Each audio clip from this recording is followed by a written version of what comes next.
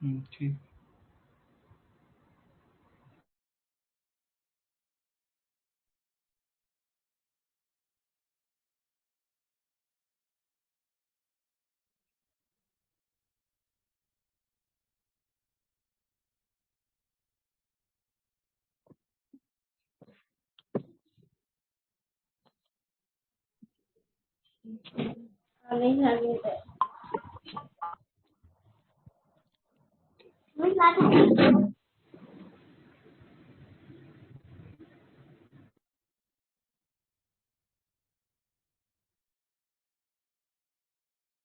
हरे कृष्णा, कोई डिवोटी चाहे तो कीर्तन कर सकते। हरे कृष्णा प्रभु जी, मंगल प्रो बोले थे अभी स्टार्ट करने के लिए कीर्तन।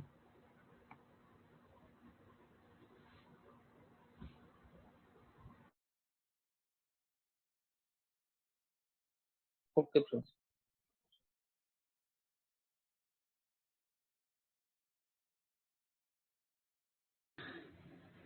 ओम ज्ञानतिमिरन्दस्य ज्ञानाञ्जनशलाकया चक्षुरुन्मिलितं येन तस्मै श्रीगुरवे नमः।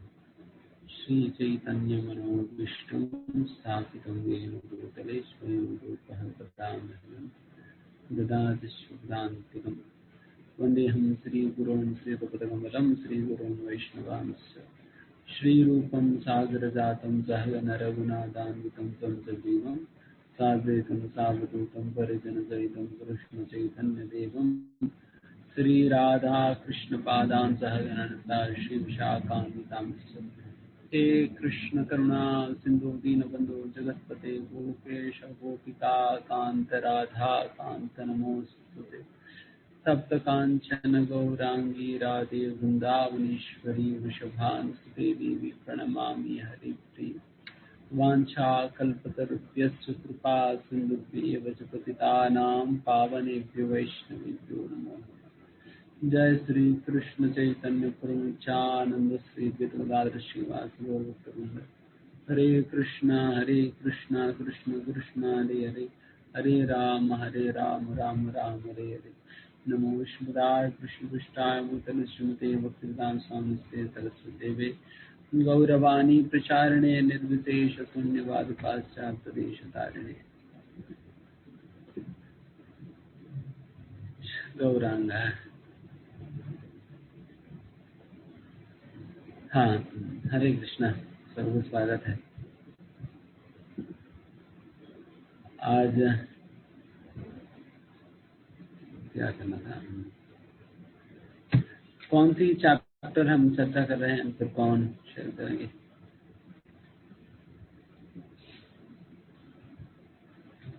तो जी 7th चैप्टर स्टार्ट होना था। हैं? 7th चैप्टर स्टार्ट होना था।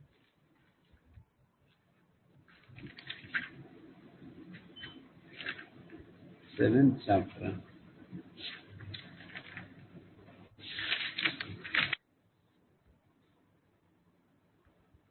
मतलब वैष्णव व्यवहार और सदाचार ये खत्म हुआ। यस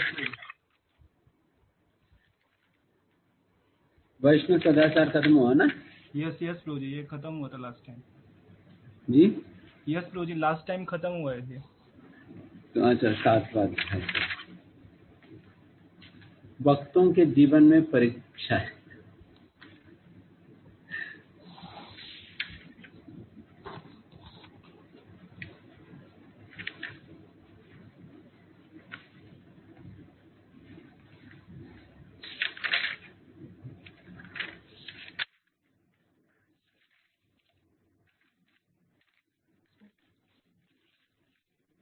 अच्छा अध्याय है। इस अध्याय का शीर्षक भक्तों के जीवन में परीक्षाएं। तो परीक्षा देना अच्छा लगता है, इसलिए आज का दिन परीक्षाओं के विषय में चर्चा कर रहे हैं।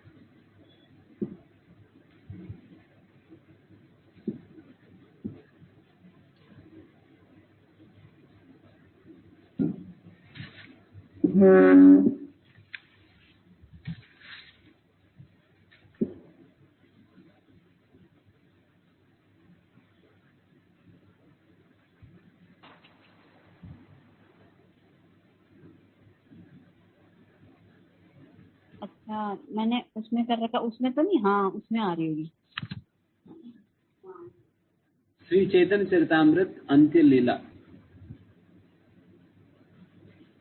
हरिदास ठाकुर ने एक एक जंगल में एक कुटिया बनाए।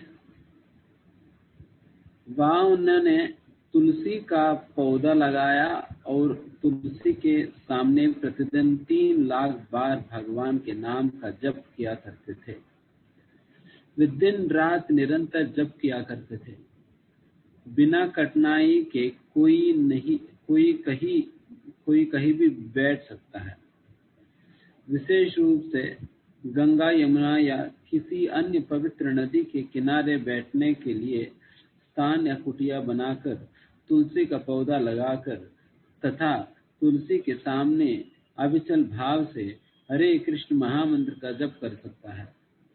तुलसी के पौधे के समक्ष व्रत लेकर नाम जप करने में ऐसी आध्यात्मिक शक्ति होती है कि ऐसा करने से ही मनुष्य आध्यात्मिक रूप से सशक्त बन जाता है। इसलिए हम हरे कृष्ण आंदोलन के सदस्यों से अनुरोध करते हैं कि वे हरिदास ठाकुर के दृष्टांत का दृढ़ता से पालन करें। 16 माला जप करने में अधिक समय नहीं लगता, न ही तुलसी को नमस्कार करना कठिन है। इस विधि में अत्यधिक आध्यात्मिक शक्ति है। इस अवसर को हाथ से नहीं जाने देना चाहिए।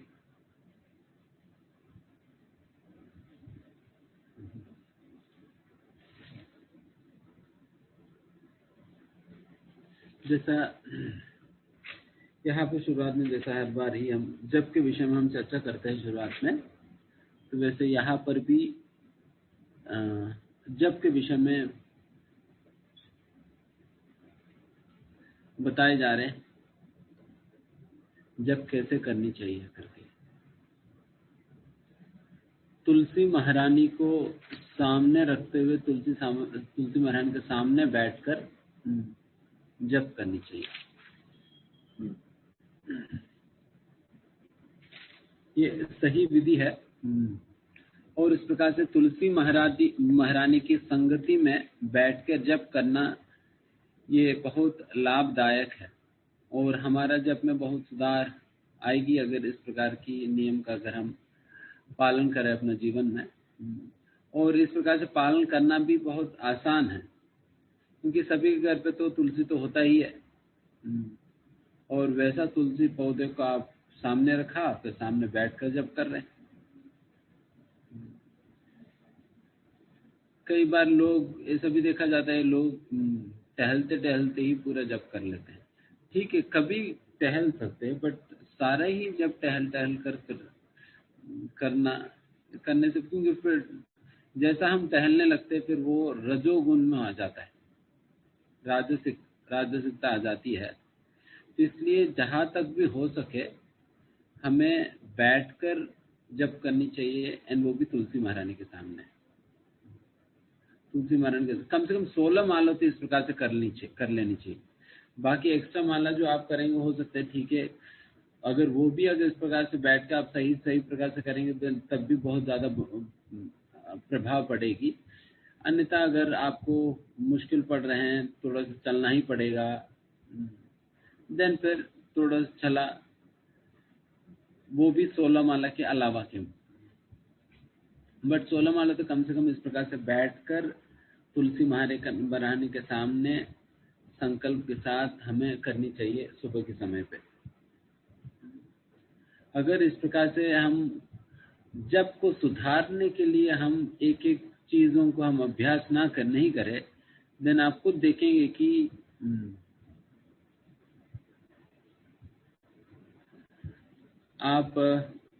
आपकी जप और खराब होते हुए देखेंगे। देखिए, स्टैग्नेट नहीं होगा, इधर आप आगे बढ़ेंगे नीचे आएंगे, बस वही रुक जाना है, बहुत लंबा समय तक रुक नहीं पाएंगे। तो इसलिए जो आगे नहीं बढ़ते वो पीछे जा रहे हैं। तो आगे बढ़ने के लिए फिर उस प्रकार की प्रयास और परिवर्तन हमारी प्रैक्टिस के अंतर्गत लाना पड़ेगा। इन द सेंस जैसे यहाँ पर जो सजेशन दिया जा रहा है, तुलसी महारानी के सामने बैठकर जप करना है। आप में से कितने लोग इस प्रकार से जप करते बताइए?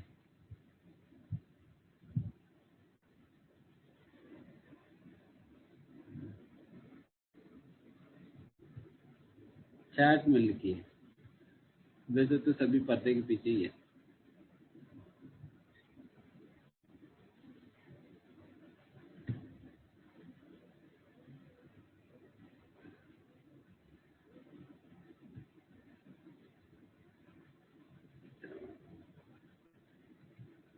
हरे कृष्ण।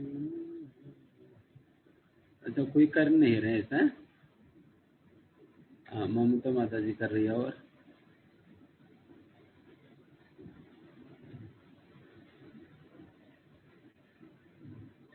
क्या आप लोग बाकी लोग टीवी के सामने बैठकर अभ्यास कर रहे हैं क्या?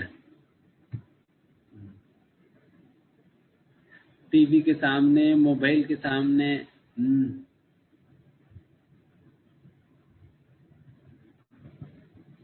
बैठ के अभ्यास करेंगे तो फिर मोबाइल का टीवी का संगति मिलेगा। तो टीवी मोबाइल को निकाल लिया और तुलसी महारानी को रख के तुलसी महारानी के सामने जप करिए।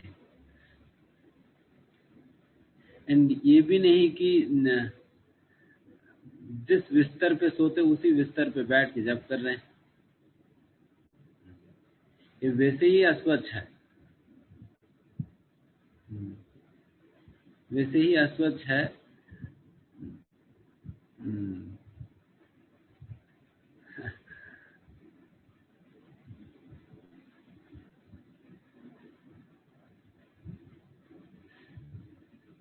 तो वैसे बिस्तर पे बैठकर तो नहीं जप करनी चाहिए। एक स्वच्छ आसन होनी चाहिए। जिनके पास आसन नहीं है, आसन लीजिए। और अच्छा है कि अगर कुछ आसन है तो अच्छी बात है, अगर नहीं भी है तो नॉर्मल आसन भी क्यों ना हो, फिर कोई आसन होनी चाहिए। आसन के ऊपर ही बैठकर फिर हमें जप करनी चाहिए तुलसी महारानी के सामने। एंड अगर आप महाराज जी के जूम भी आप अगर चलाकर रख भी रहे हैं, फिर भी तुलसी महारानी को तो सामने रख सकते हैं। तुलसी महारानी भी रहेगी और महाराज भी रहेंगे, फिर दोनों को संगति मिलेगा। तो आज ही हम जब करते करते हम चारों ओर देख रहे थे कि हमारे चारों ओर कौन कौन है। तो सामने थे प्रभुपाद, फिर थोड़ा इधर आया तो तुलसी महारानी, फिर उनकी बगल में गुरु महाराज जी बैठे हुए थे, फिर उनकी बगल में भक्त लोग बैठे हुए थे। सामने अगर सिर उठाकर देखा तो सारे डायरमास है, जहाँ पर भगवान की सुंदर सुंदर पिक्चर से, किसी पे काली दमन लीला है, किसी पे कृष्ण बलराम विहरण कर रहे हैं।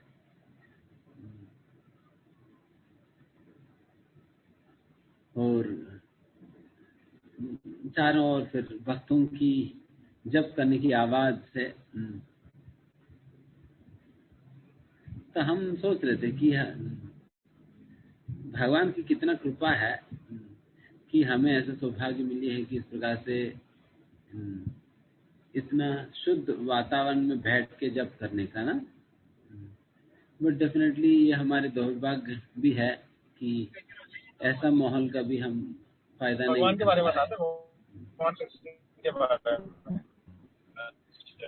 ध्यान पूर्वक जप नहीं इनका मेन ये है कि भैया जो भगवान है, बाकी सब देवी देवता है।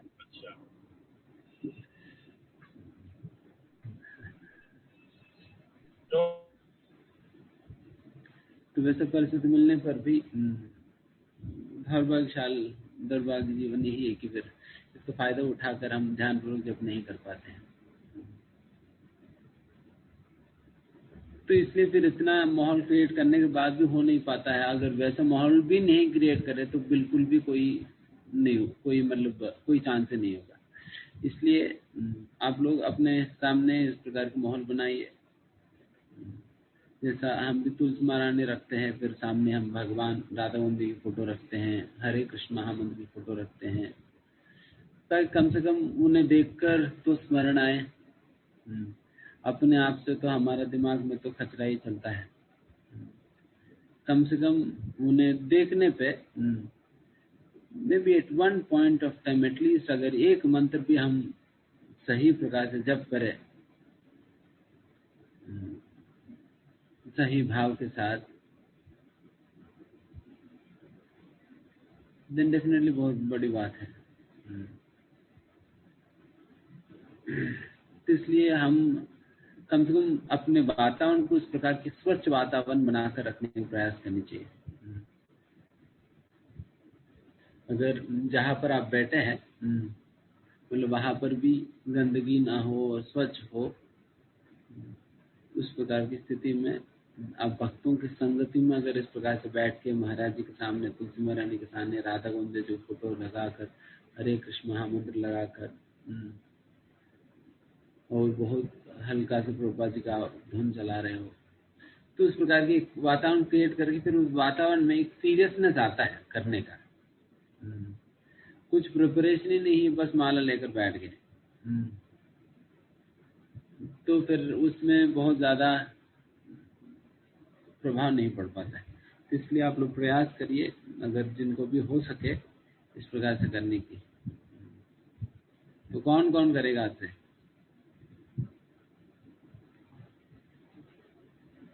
चैट में ही लिखिए।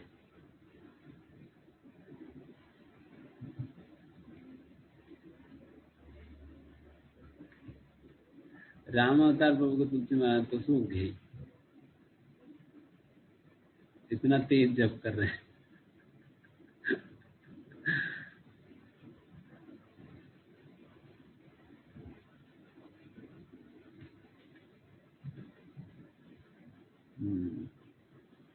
गुड ममता माता जी और नहीं कहा तो हम अनुज प्रभु करेंगे, सुमन रवि कुमार प्रभु और कौन? क्या दो ही लोगों के पास तुलसी है? सचिन तिवारी, आशीष प्रभु, डोला माता जी, शिव शंकर प्रभु, स्वप्निल माता जी,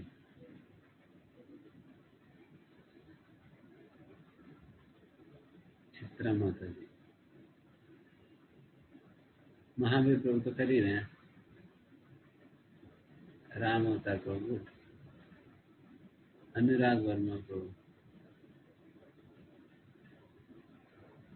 पूनम माता जी, प्रदीप प्रभु,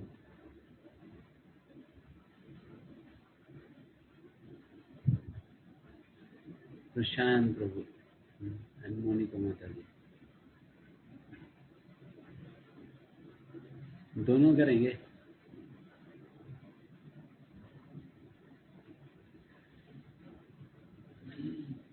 गुड।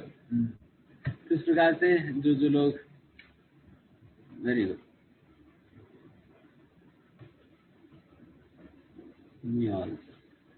शंकी शिरोमणि माता जी, तो सभी ध्यान रखिए, इस प्रकार से जप करिए। तुलसी महारानी के सामने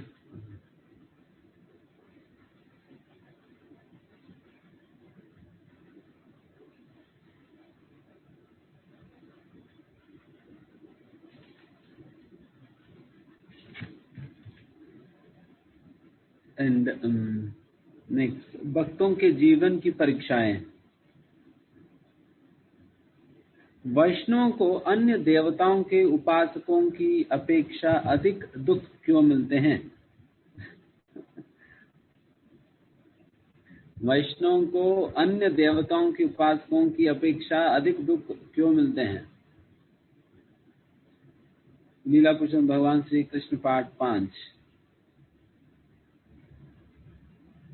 एक नव भक्त यह प्रश्न कर सकता है, यदि वेदों का निष्कर्ष अथवा जीवन का चरम लक्ष्य भक्ति के स्तर तक पहुंचना ही है, तब ऐसा क्यों देखा जाता है कि भगवान विष्णु का भक्त साधारणतया भौतिक रूप से संपन्न नहीं होता है,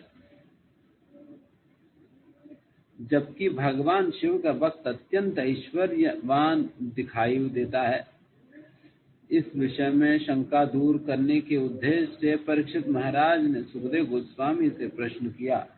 श्री सुखदेव गोस्वामी जी, साधारणतया देखा जाता है कि मनुष्यों, असुरों अथवा देवताओं के समाज में से जो कोई भी भगवान शिव की उपासना करता है वह भौतिक रूप से अत्यंत ऐश्वर्यशाली हो जाता है।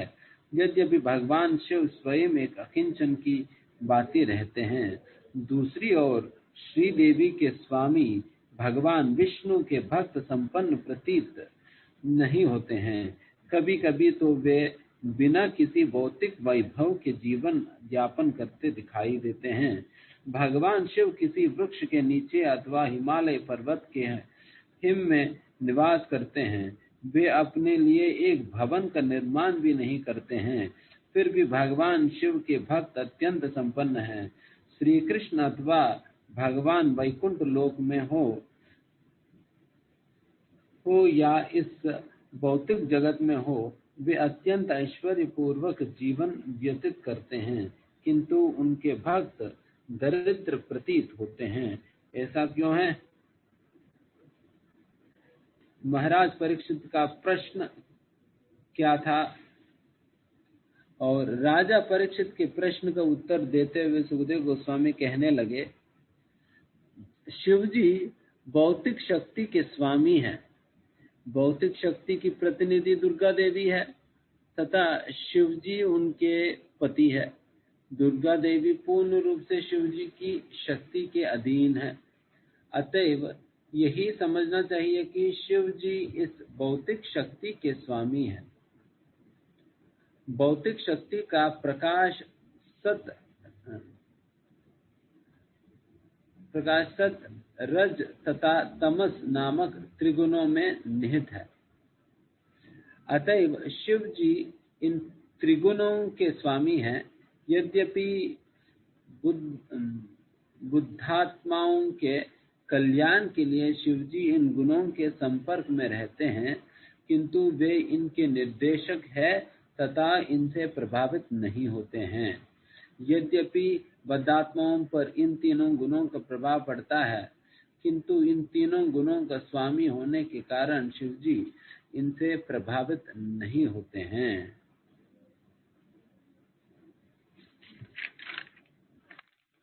तो कई बार कई लोगों के मन में इस प्रकार का प्रश्न आ सकता है,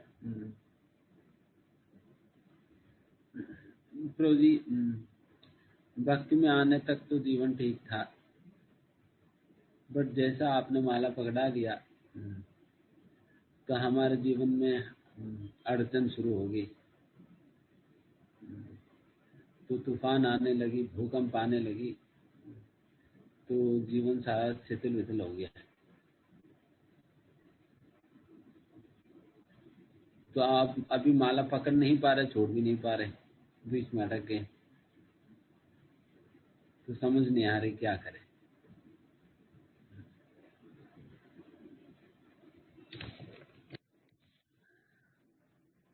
तो इस प्रकार से कई भक्तों का अनुभव था, एंड यही अनुभव तो ब्रजवासियों का भी तो था।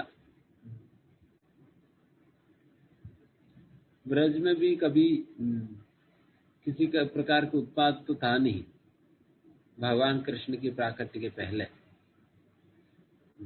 ना कोई राक्षस विजिट करते थे, ना कंस किसी को सैनिकों को भेजना पड़ता था, ना कुछ भी था, कुछ भी नहीं था, कोई विजिट नहीं करते थे। सभी लोग आराम से अपना ब्रज में जिया करते थे, बाल बाल दही माखन खाते हुए, खेलते हुए। बट जैसा भगवान कृष्ण प्रकट हुए, छठवें दिन से ही शुरू होगी। प्रकट होते छठवें दिन से शुरू हो गया। छठवें दिन में पूतना आई, फिर 3 महीने पे तृणावत आया, शकटासुर आया, 100 दिन में शकटासुर आया, फिर उसके बाद तृणावत आया, फिर उसके बाद फिर जो भी बकासुर, अगासुर, ये सभी लोग आते ही रहे। फिर फाइनली यमलार्जुन वृक्षों को गिरना,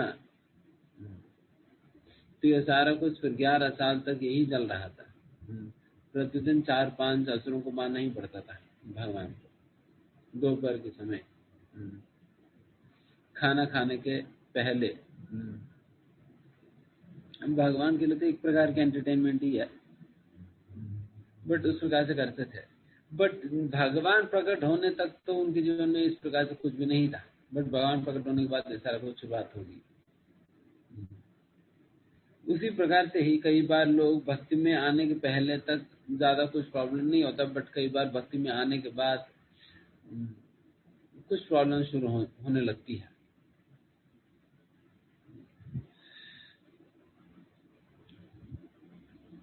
बट ये निश्चित रूप से सभी लोगों के जीवन में नहीं, सभी लोगों के साथ इस प्रकार से होते हुए तो नहीं दिखा पड़ता है। ये सभी मत सोचे कि सभी के ऊपर ही भगवान, सभी के साथ ही भगवान इस प्रकार से करने वाले हैं। कुछ स्पेशल वक्त है जिनके साथ भगवान ऐसा करते हैं। वो कौन है? वो कौन है जो कि कौन बने करोड़पति के विजेता है, जिनके साथ भगवान इस प्रकार से करने वाले हैं। तो प्रभुपाद जी कहते हैं अपने ही विषय में, कहते हुए प्रभुपाद जी कहते हैं, एक बार मतलब प्रभुपाद जी भक्तिसिद्धांत महाराज जी की तिरोभाव दिन पे प्रभुपाद जी प्रवचन दे रहे थे। उस प्रवचन देते देते प्रभुपाद जी वो स्वयं कैसे जुड़े थे भक्तिसिद्धांत महाराज जी से, कैसे मिले थे भक्तिसिद्धांत महाराज जी से, और कैसे आगे के जीवन रही, है सारा कुछ वर्णन कर रहे थे। उसी संदर्भ में प्रभुपाद जी कह रहे थे कि एक समय पे प्रभुपाद जी को भक्तिसिद्धांत महाराज बार बार सपने में आकर बुलाने लगे, संन्यास लो संन्यास लो संन्यास लो करके। एंड प्रभुपाद जी कह रहे थे उस प्रवचन में कि मैं तो डर गया, अरे भक्ति सिद्धांत Saraswati Thakur is calling me, I have a family, how can I leave? मेरा परिवार है, परिवार को कैसे मैं छोड़कर जा सकता हूँ? बट भक्ति सिद्धांत सरस्वती ठाकुर बुला रहे हैं, क्या करूं? इसलिए मैं छोड़ नहीं पा रहा था। Then, by the grace of Bhakti Siddhanta Saraswati Thakur, I was forced to give up my family life. Then Bhakti Siddhanta Saraswati Thakur की कृपा से मुझे जबरदस्ती अपना परिवार को छोड़ना पड़ा।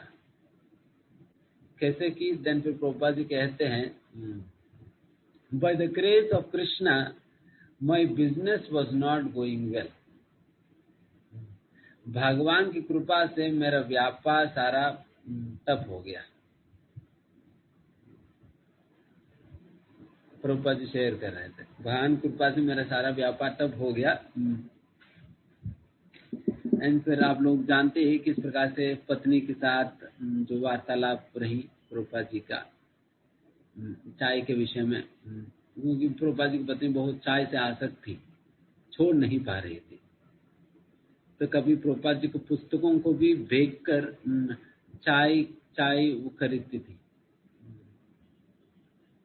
प्रभुपाद जी की पुस्तकों को भेजकर चाय खरीदती थी। तो एक बार प्रभुपाद जी ने कहा, अभी बहुत हो गया, तुम्हें अभी के समय कोई निर्णय लेना पड़ेगा, इधर चाय को चुनो या मुझे चुनो, दोनों में से किसी न किसी को चुनो। फिर भी प्रभुपाद जी ने कहा। देन पत्नी जो है चाय पीती हुई कहने लगी, मैं चाय को चुनती हूँ। देन उस दिन प्रभुपाद जी घर से निकल गए थे, घर से निकल गए, फिर वापस नहीं लौटे। उस प्रकार से प्रभुपाद जी कह रहे थे कि he was forced to give up his family life. Then फिर प्रभुपाद जी ये बात कहने लगे उस प्रवचन में कि Krishna shows this special mercy on those people who want to advance in bhakti while maintaining their material attachments. भगवान वैसा भक्तों के ऊपर इस प्रकार की कृपा करेंगे जो लोग भक्ति में प्रगति भी करना चाहते हैं और साथ ही साथ अपना भौतिक आसक्तियों को बनाकर रखने भी चाहते हैं। भौतिक आसक्तियां भी बनाकर रखना चाहें एंड फिर मुझे भक्ति में भी बढ़ना है, देन फिर वैसा लोगों के साथ भगवान क्या करते हैं कि जो चीजें जो भौतिक चीजें आपकी आसक्तियों का कारण बनी है उन चीजों को हाथ से छीन लेते हैं। बेटा दो, अभी बहुत हो गया खेलना।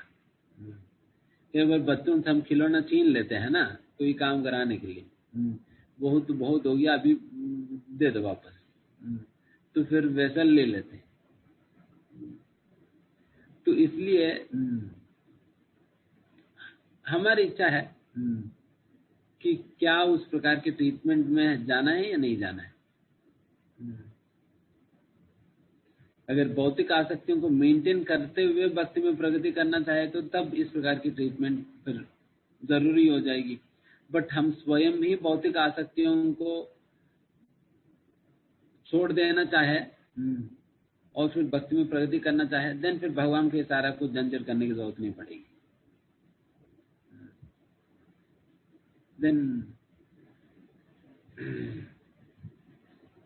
देन सभी लोग तो यही तो चाहते हैं ना कि बिना ऑपरेशन का बीमारी ठीक हो जाए सरल दवाई से।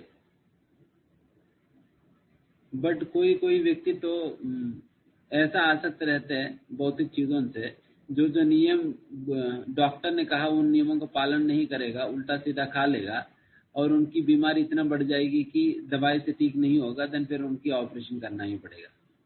देन दवाई से काम नहीं चलेगी, देन फिर ऑपरेशन के लिए डॉक्टर रेकमेंड करते हैं।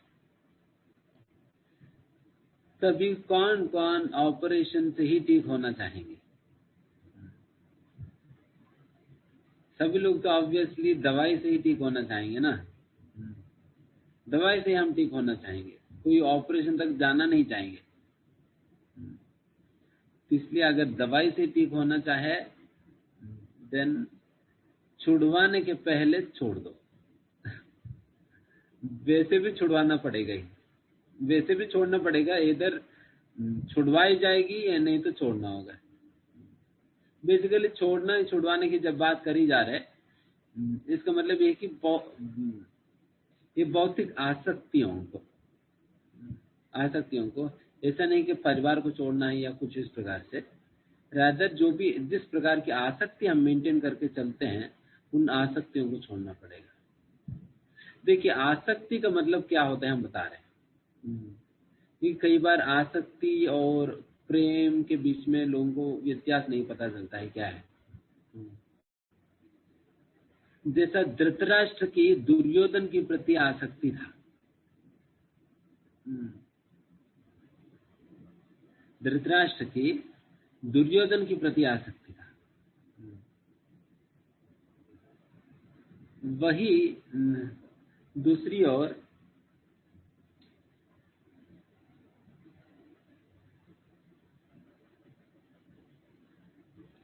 ऋषभदेव की अपने संतान पुत्रों के प्रति प्रेम है। ऋषभदेव का अपने संतान के प्रति प्रेम है। जैसा धृतराष्ट्र को क्या ये नहीं पता था कि कृष्ण भगवान है करके? उनको क्लियरली आइडिया था कि ये कृष्ण कोई साधारण व्यक्ति नहीं है बल्कि पूर्ण पुरुषोत्तम भगवान है। और धृतराष्ट्र को ये भी एंड फिर ऐसा व्यक्ति जो है, ऐसा भगवान पांडवों के पक्ष में रहने वाले हैं और हम अधर्म कर रहे हैं, ये सारे बातें धृतराष्ट्र को पता था। बट धृतराष्ट्र अपने पुत्र के प्रति ऐसा बुरी तरीके से आसक्त है कि उनकी बात नकार नहीं पाते थे, काट नहीं पाते थे। नहीं, तुम्हें ऐसा नहीं करनी चाहिए, तुम्हें ऐसा नहीं करनी चाहिए, ये सही मार्ग नहीं है, इस रास्ते में चलो करके वो कह नहीं पाते। उनको सही चीज पता होने के बाद भी वो दुर्योधन से ऐसा आसक्ति कि दुर्योधन की बातों को काट नहीं पाते थे आसक्ति के कारण। तो इसे आसक्ति कहा जाता है, अंध आसक्ति, ब्लाइंड अटैचमेंट।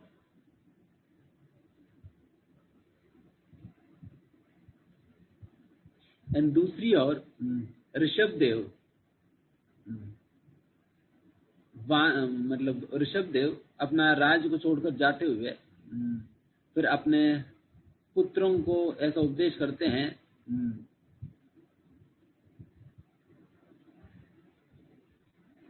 नायम देहो देहबाजान रुलोके कष्टान कामान विद्भुजान। ये शुद्धे तपो दिव्यम पुत्र कायेन सत्वम शुद्धेद यस्मात् ब्रह्म सौख्यम अनंतम। इसमें ऋषभदेव कहते हैं, देखो मनुष्य जन्म सबसे बहुमूल्य है और ऐसा मनुष्य जीवन को सुअर की तरह मल खाने में व्यतीत मत करो। दिव्य तपस्या करने के लिए है, दिव्य तपस्या करो और शुद्धे जस्माद, अपने आप को शुद्ध करो और फिर सुख प्राप्त करो। अब देखिए यहाँ पर जितना बोल्डली यहाँ पर एडवाइस दे रहे हैं, ये नहीं देख रहे अच्छा ये मैं वो सुअर कह रहा हूं, इन लोगों को क्या हो जाएगी, तो इस प्रकार से नहीं सोच रहे, बल्कि केवल ही simply concerned about their welfare, चाहे उनको अच्छा लगे चाहे अच्छा ना लगे। वहां पर दुर्योधन, अरे इनको अच्छा नहीं लगेगी तो हम नहीं करेंगे, तो इसलिए हम नहीं बता रहे, तो बुरा मान लेगा, उनको बहुत इंटरेस्ट है राज्य को लेकर, तो इस प्रकार की बातों में वो कुछ कह नहीं पाए। बट वही ऋषभदेव वैसा नहीं है, is genuinely loving his sons, इसलिए जो भी सच्चाई है निर्धर बता दे रहे हैं। देखिए ये सच्चाई है, इस प्रकार सुअर की जीवन मत जियो, अपने जीवन को तपस्या में लगाओ, शुद्ध हो और फिर ब्रह्मानंद की प्राप्ति करो।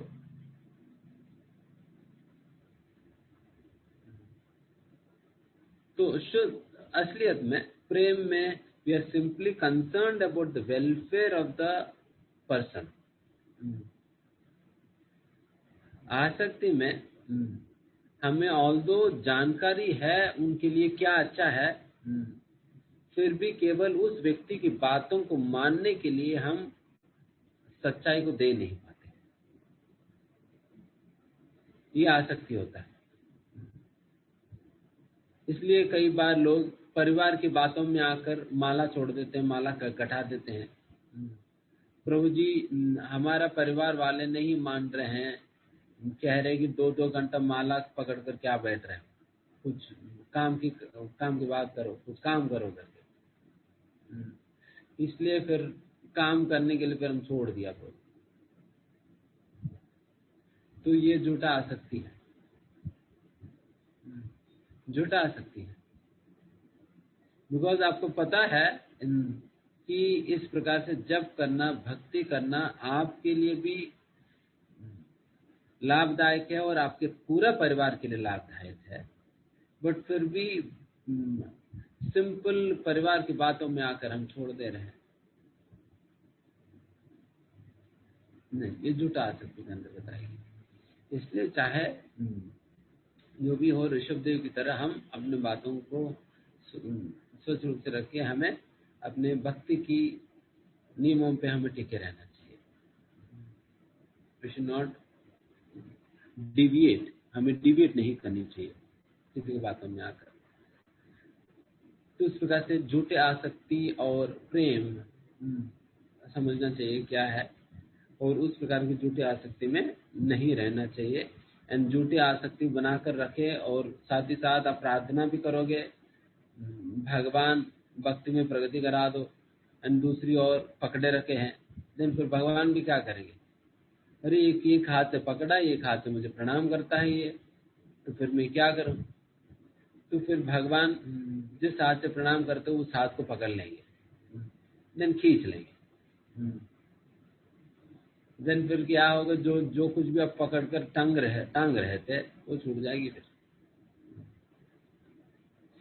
टग ऑफ वॉर चल रहा था ना, एक हाथ भगवान के हाथ में पकड़ा दिया, एक हाथ हम जिनसे भी आ सकते हैं उनके हाथ में पकड़ा दिया, तो फिर भगवान अपने ओर खींच रहे हैं, वो जो है फिर अपने ओर खींच रहे हैं। तो फिर एक बार भगवान देखेंगे ये तो वैसे छोड़ने वाले, तो फिर एक बार घसीट देंगे, तो फिर काम खत्म।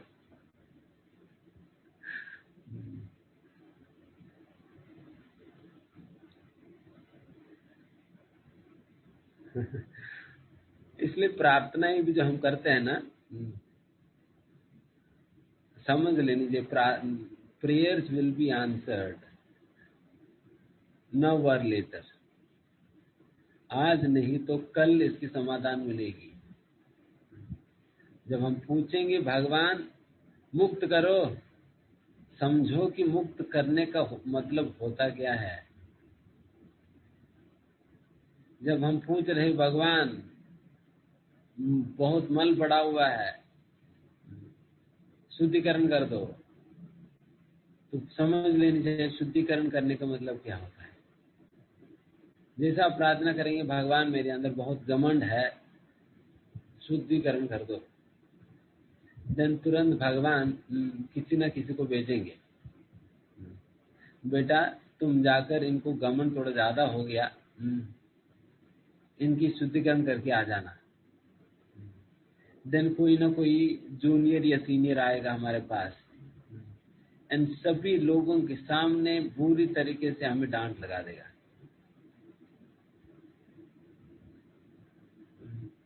तो जब डांट पड़ी है, जब सभी लोगों के सामने जब अपमान हुई है,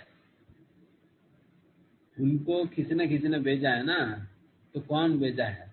भगवान ने भेजा। भगवान फ्री में थोड़ी भेजा है, आपने प्रार्थना किया तो भगवान ने भेजा है। आप ऊपर ऑल्टर में जाकर प्रार्थना किया, नीचे जाकर प्रसाद हॉल में किसी ने चिल्ला दिया आपके ऊपर, तो फिर प्रार्थना का उत्तर मिल गया।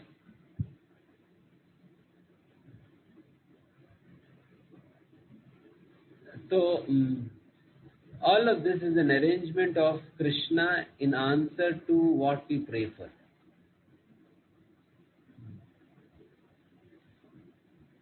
तो इसलिए शुद्धिकरण मतलब ऐसा नहीं कि भगवान कुछ जो मंत्र पढ़ लेंगे और सारा कुछ मल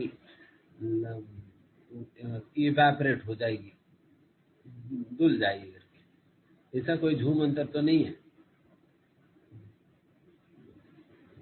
बल्कि इट इज इसी प्रकार से होने वाली है। जब आप अपने घमंड को शुद्धिकरण करने के लिए कहेंगे तो कुछ ऐसा होगा, जब अहंकार को शुद्धिकरण करने के लिए कहो कुछ और होगा, इसी प्रकार से चीजें होंगी।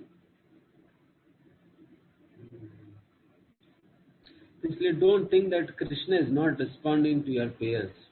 ऐसा मत सोचिए भगवान आपकी प्रार्थनाएं नहीं सुन रहे हैं, सुन रहे हैं, बट प्रार्थनाओं का रिस्पॉन्स कैसे दे रहे हैं वो आप समझ नहीं पा रहे। बस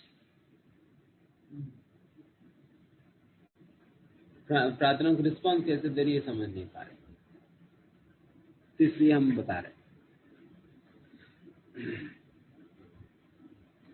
तो वैसा जब कोई भक्ति में आता है, देन फिर अगर फिर वो अपने भौतिक आसक्तियों को मेंटेन करते हुए भक्ति में प्रगति करना चाहे, देन फिर भगवान उनकी आसक्तियों के कारण जो जो चीजें बनी हैं उन चीजों को उनके जीवन से हटा देते हैं।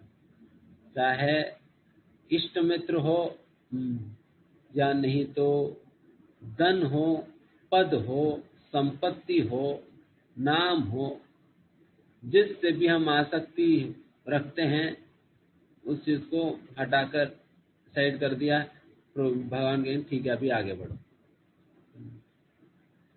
तो ऐसा होगा। तो ये प्रभुपाद जी उस प्रवचन में बताते हैं। फिर उसके आगे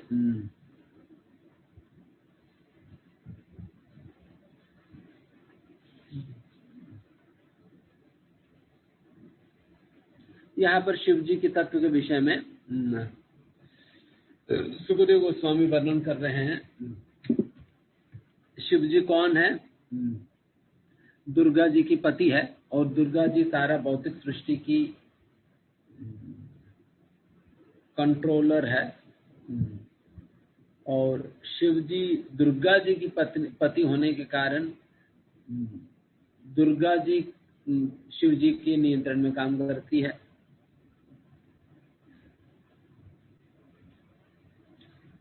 और प्रकृति मतलब 3 गुणों की प्रभाव से ही सारी चीजें चलने लगती है। तो इसका मतलब 3 गुणों की स्वामी कौन है? शिव जी है। बट शिव जी वैसा 3 गुणों के स्वामी तो है, बट फिर भी इन 3 गुणों के प्रभाव में नहीं आते। कई बार संपर्क में आना पड़ता है बट प्रभाव में नहीं आते। संपर्क में आने का मतलब उसको स्पर्श तो करते हैं बट वो प्रभावित नहीं होता। प्रभावित नहीं होने का मतलब है कि जैसे उदाहरण के लिए स्पर्श करना, मतलब जैसे उदाहरण के लिए आँख को स्पर्श करना। जैसा हम लोग आँख को स्पर्श करेंगे तो हमारा हाथ जल जाएगी, वही शिव जी अगर आँख पकड़ेंगे उनके हाथ नहीं जलेगी।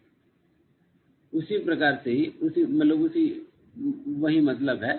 जब 3 गुणों का स्पर्श तो करते हैं काम करने के लिए, बट कभी भी 3 गुणों की प्रभाव में नहीं आते।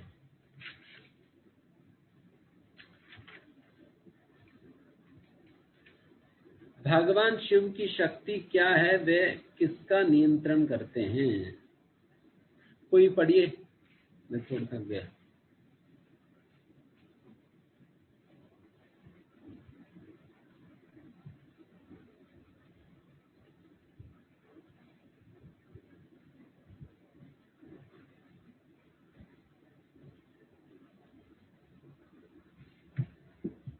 कौन पढ़ रहे हैं? हाँ, राम साहब तो अगर है तो पढ़िए।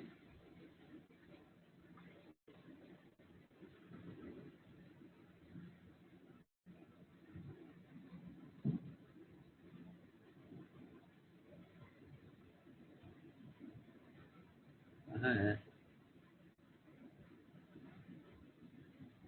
हरे कृष्ण प्रभु जी दंडवत। हाँ, राम साहब। भगवान शिव की शक्ति क्या है, वे किसका नियंत्रण करते हैं?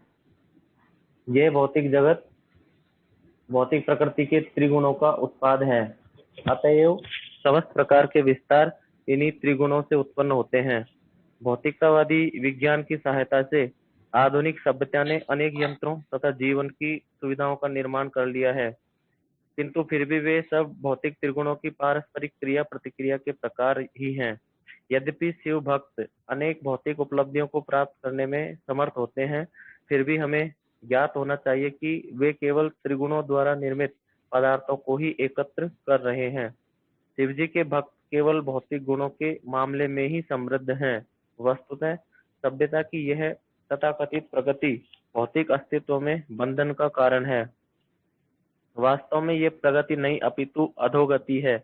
निष्कर्ष यह निकलता है कि शिवजी त्रिगुणों के स्वामी हैं, अतएव उनके भक्तों को इंद्रिय तृप्ति के लिए इन त्रिगुणों की पारस्परिक क्रिया द्वारा निर्मित वस्तुएं प्रदान की जाती हैं।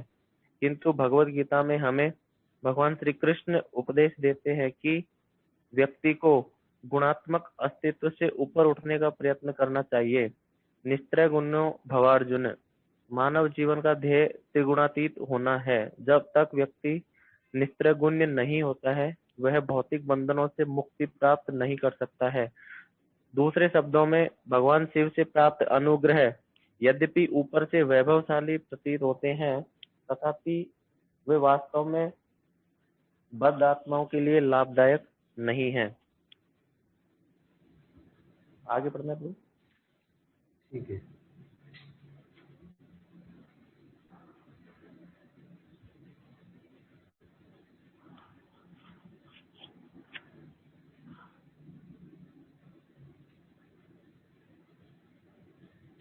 डेफिनेटली जो शिवजी के भक्त है, क्योंकि शिवजी स्वयं ही भौतिक सृष्टि का स्वामी है, तो फिर भौतिक सृष्टि के अंतर्गत जो भी उपलब्धियां है, उन उपलब्धियों को वो अपने भक्तों को देने में समर्थ है।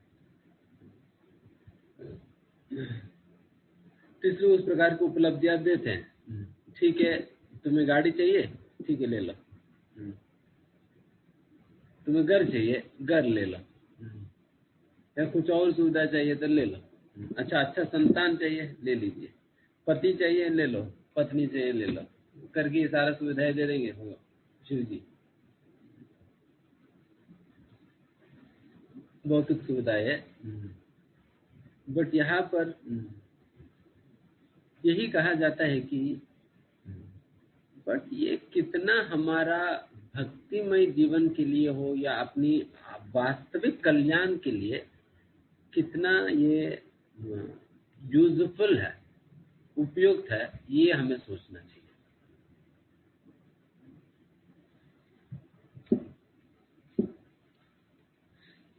बिकॉज बहुत अपुलेंट लाइफ,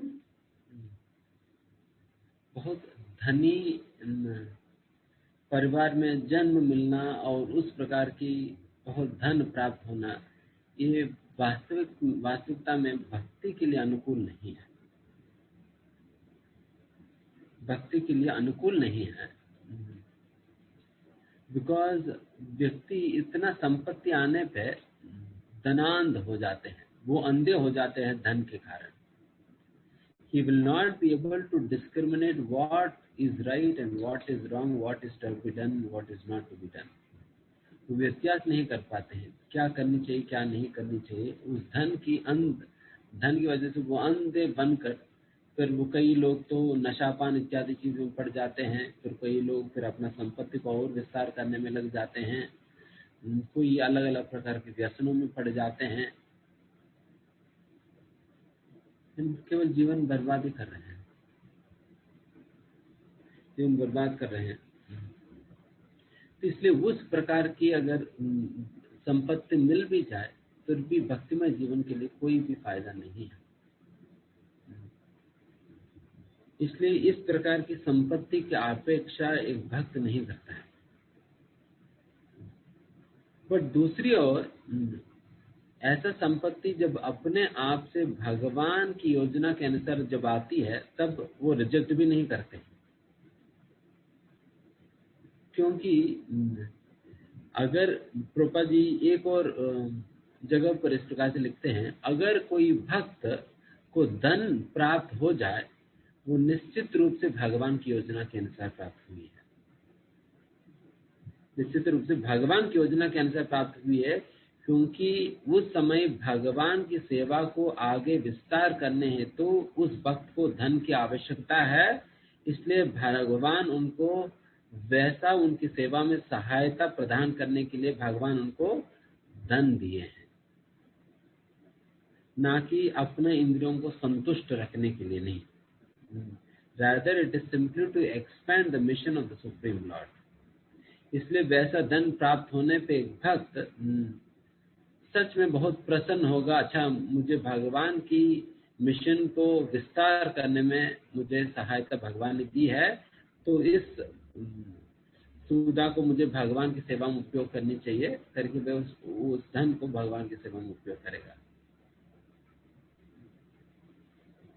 हमेशा इस बात की याद रखिए कि opulence for Krishna and poverty for oneself. भगवान के लिए ऐश्वर्य और अपने लिए गरीब, तो यही बेहतरीन स्थिति है भक्ति करने के लिए, सबसे अनुकूल स्थिति है। इसलिए भक्त ऐश्वर्य मिलने पर भी अपने आप को वैसा गरीब स्थिति में ही रखते हैं। ऐश्वर्य मिलने पर भी वो उस ऐश्वर्य को भोग नहीं जाते, बल्कि वो अपने आप को गरीब स्थिति में ही जीवन बिताते हैं। बिकॉज वो उपयोग, इसलिए ब्राह्मण लोग वैदिक सांप्रदाय में आप देखिए, अक्सर आप ब्राह्मणों के विषय में सुनेंगे कि ये ब्राह्मण जो है इतने गरीब है कि उनको खाने तक भी कुछ नहीं था करके। कई बार सुने जैसे सुदामा ब्राह्मण, खाने तक भी कुछ नहीं था करके।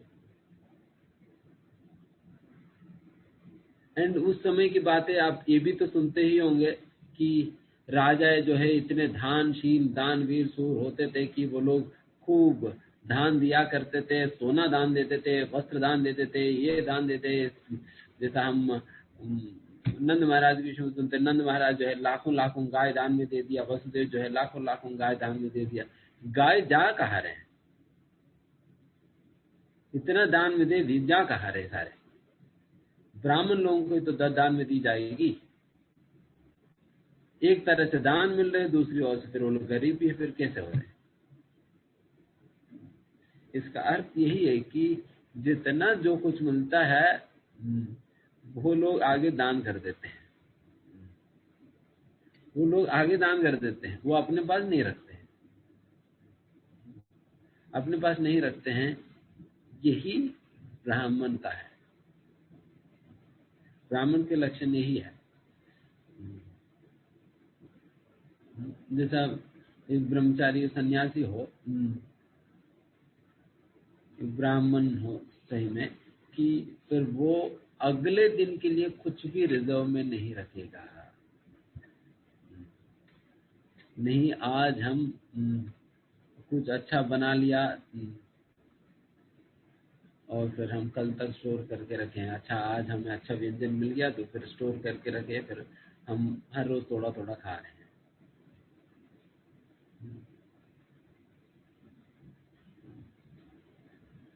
डेफिनेटली ये बातें दिमाग में नहीं जाने वाली है, इनकी सच में मुश्किल है ऐसा करना। तो ब्राह्मण जानबूझकर अपने आप को इस प्रकार की स्थिति में रखा करते थे, because that state of poverty is very very suitable and favorable for practicing devotion। क्योंकि भक्ति करने के लिए वैसा गरीब स्थिति जो है बहुत अनुकूल है,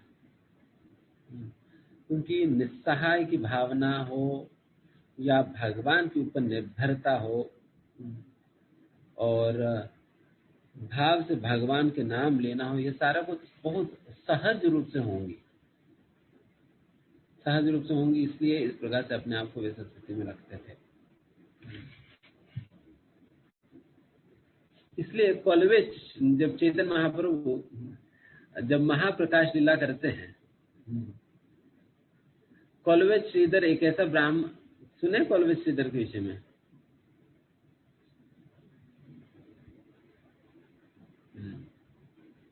कई लोग सुने नहीं।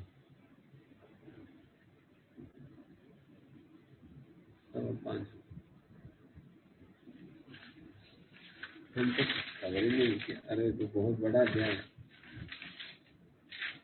ठीक है। कॉलवेज श्रीधर एक बहुत गरीब ब्राह्मण है। वो केले की पत्ते बेचकर दिया करते थे। आप सोचिए, गंगा नदी के तट पे केले की पेड़ तो हर एक घर में होगा ही, हर एक घर में केले के पेड़ होंगे ना। वैसा स्थिति में अगर केले के पत्ते बेचे तो कितना पैसा मिलेगी? डिमांड ही इतना कुछ नहीं होगा, तो फिर वैसा फिर कितना पैसा मिल पाएगी? तो इसलिए उनको कुछ ज्यादा कुछ मिलता नहीं था, ज्यादा कुछ मिलता नहीं, तो बहुत कम पैसे मिलता था। और उसमें भी आधा पैसा जो है 50%, जो गृहस्थों कहा जाता है ना, 50% आप कृष्ण भावना के प्रचार में लगाओ, तो कॉलवेज जितना उनको इनकम मिलता था उसमें भी आधा वो गंगा नदी की सेवा में लगा देते थे। एंड बाकी आधा पैसा में क्या मिलता? कुछ नहीं मिलता। वो ऐसा झोपड़ी में रहा करते थे जो कि ओपन टॉप था, मतलब लगभग ही घर पूरा लीक ही है। और उनके पास एक ही बर्तन है, एक ही बर्तन है, पानी पियो, चावल पकाओ, कुछ भी करो, एक ही बर्तन है। तो ऐसा गरीब स्थिति था, खाने के लिए कुछ नहीं होता था। दिन महाप्रकाश लीला के दौरान चैतन्य महाप्रभु कहते भक्तों से, आप लोग जाकर कोलवे श्रीधर को बुला कर ले आओ। देन कोलवे श्रीधर, उस समय इस महाप्रकाश लीला के अंदर चैतन्य महाप्रभु ही भगवत आवेश में आकर सभी लोगों को दर्शन दे रहे थे। और उस समय कोलवे श्रीधर को बुलाते, कोलवे श्रीधर आते हैं। फिर कोलवे श्रीधर से महाप्रभु कहते हैं, कोलवे श्रीधर आप कुछ वर मांगो मेरे से, मैं आपको कुछ देना चाहता हूँ। अब मेरी हिसाब से सभी लोग कहते तो है कि आप बहुत गरीब हो, बट आप मेरी दृष्टि में तो सबसे अमीर आप हो, क्योंकि आपके पास कृष्ण प्रेम की ऐश्वर्य पर्याप्त मात्रा में है, तो इसलिए आप बहुत बड़े ऐश्वर्यवान हो। तो इसलिए मैं आपको कुछ वरदान देना चाहता हूँ, बताओ क्या चाहिए। आप मेरे भक्त हो, और निश्चित रूप से अगर लक्ष्मी जी आपके घर पे ही वास करने के हिसाब से मैं बना दूंगा। लक्ष्मी जी आपके घर पे वास करने के हिसाब से मैं बना दूंगा करके चैतन्य महाप्रभु कहते हैं, इतना मत धन में दे दूंगा।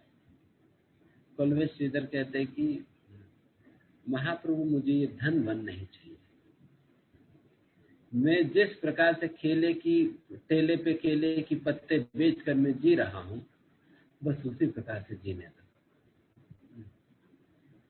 निश्चित रूप से मेरी एक प्रार्थना है आपसे, जिस प्रकार से निमाय पंडित हर दिन मेरे ठेले पे आकर मेरे से झगड़ा जो करते थे, वो निमाय पंडित हमेशा मेरे ठेले पे आते रहे और उसी प्रकार से मेरे से झगड़े करते रहे,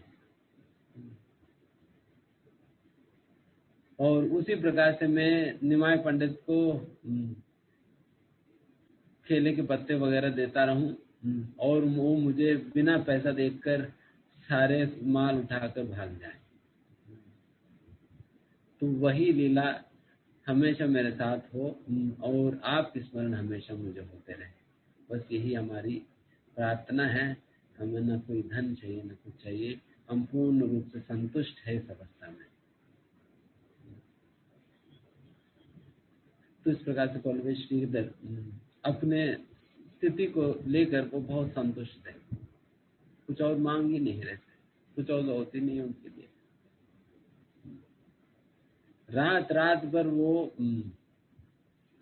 कोलवे श्रीधर कभी चैतन्य महाप्रभु के साथ श्रीवास आंगन में कीर्तन करने नहीं जाते थे, क्योंकि उनको लगता था कि मेरा जैसा अधम व्यक्ति कैसे चैतन्य महाप्रभु की कीर्तन में भाग ले सकता है, चैतन्य महाप्रभु के नृत्य और कीर्तन में कैसे भाग ले सकता है, नहीं जाना चाहिए करके नहीं जाते थे। फिर अपने घर पे ही बैठे बैठे वो सोचते थे, मतलब वो जोर जोर से भगवान का नाम लेते थे,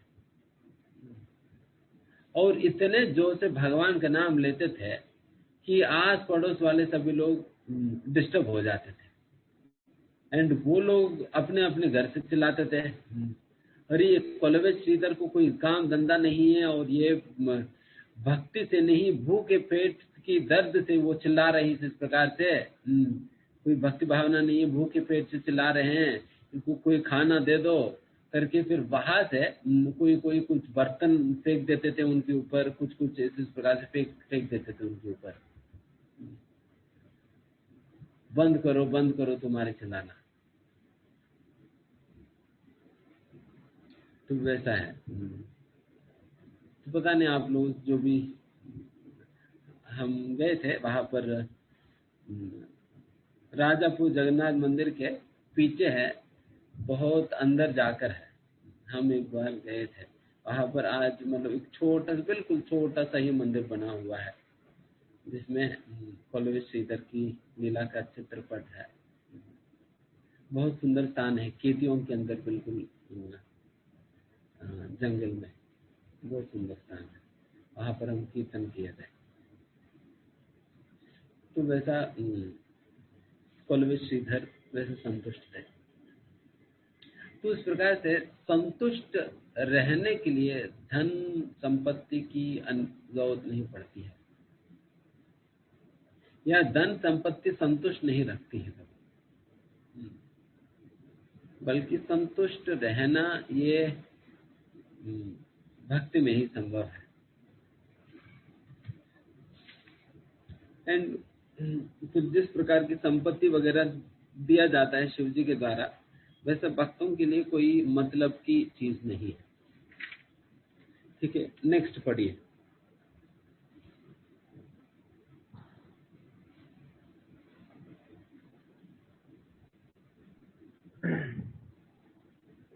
जैसा कि श्रीमद् भागवत तथा भगवद गीता में बताया गया है, यदि कोई व्यक्ति परमेश्वर के आदेशों का प्रत्यक्ष पालन करता है तो वह धीरे धीरे निर्गुण बन जाता है, अर्थात भौतिक गुणों की पारस्परिक क्रिया से ऊपर उठ जाता है। निर्गुण होने का अर्थ है भौतिक वैभव से रहित हो जाना, क्योंकि जैसा कि पहले समझाया गया है, भौतिक ऐश्वर्य का अर्थ है भौतिक त्रिगुणों की क्रिया प्रतिक्रिया में वृद्धि।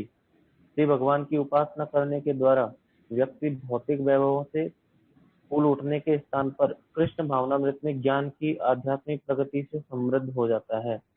निर्गुण होने का तात्पर्य है शांति, निर्भयता, धार्मिकता, ज्ञान तथा त्याग को प्राप्त करना। ये सब भौतिक गुणों के दूषणों से मुक्त होने के लक्षण हैं।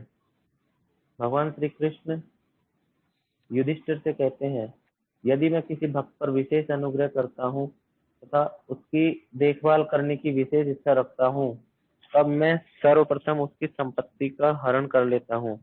जब एक भक्त निर्धन या दरिद्र बन जाता है अथवा तुलनात्मक रूप से निर्धन हो जाता है, तब उसके सगे संबंधी उसमें रुचि नहीं लेते हैं तथा अधिकतर वे उससे संबंध विच्छेद कर लेते हैं।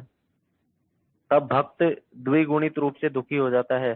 प्रथमतः वह इसलिए दुखी होता है श्री कृष्ण ने उसकी संपत्ति का हरण कर लिया है, तथा जब उसकी दरिद्रावस्था के कारण उसके संबंधी उसे छोड़ जाते हैं, तब वह और अधिक दुखी हो जाता है।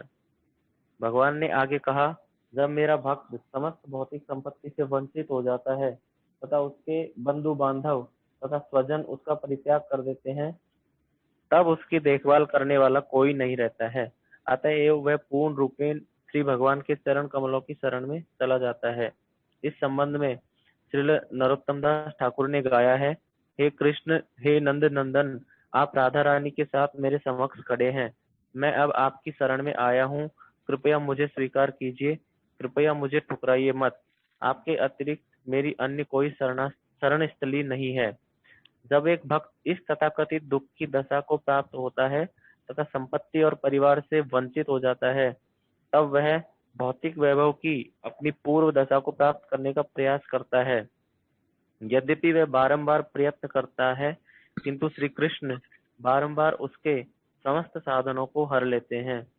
इस प्रकार अंततः वह भौतिक गतिविधियों से निराश हो जाता है तथा समस्त प्रयासों में निराशा के उस स्तर पर वह पूर्ण रूप से श्री भगवान की शरण ग्रहण कर सकता है। भगवान श्री कृष्ण ने राजा युधिष्ठिर से कहा, मेरा भक्त जीवन की किसी भी प्रतिकूल परिस्थिति से विचलित नहीं होता है, वह सदैव ही दृढ़ तथा एकनिष्ठ रहता है। अतएव मैं स्वयं को उसे दे देता हूँ तथा मैं उस पर अनुग्रह करता हूँ, जिससे कि वह सर्वोच्च सफलता प्राप्त कर सके। परीक्षा में उत्तीर्ण हुए भक्त पर श्री भगवान जो दया करते हैं उसे ब्रह्म कहा जाता है।